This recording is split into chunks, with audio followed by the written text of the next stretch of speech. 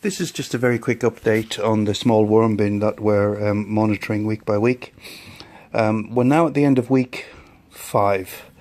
So a little bit earlier I added about a little bit more than half a kilo of fruit scraps and potato peelings, and I'm going to add another small little bit today.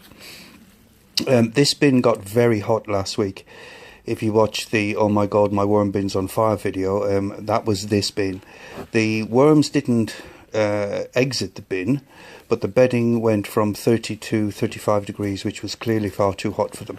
Now I was afraid something like that might happen when I added the food scraps, because that would increase the temperature of the bedding. I tried to keep it separate, but it didn't really work.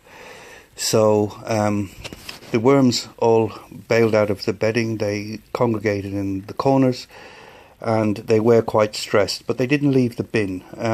I got the temperature down a little bit using ice poles, and as you can see, they've settled back into the bin. They're still quite evenly spread throughout. There's no noxious smells. The sides are quite dry, and that's just a look at the bottom of the bin where they've eaten all the bedding. Now it's all completely gone.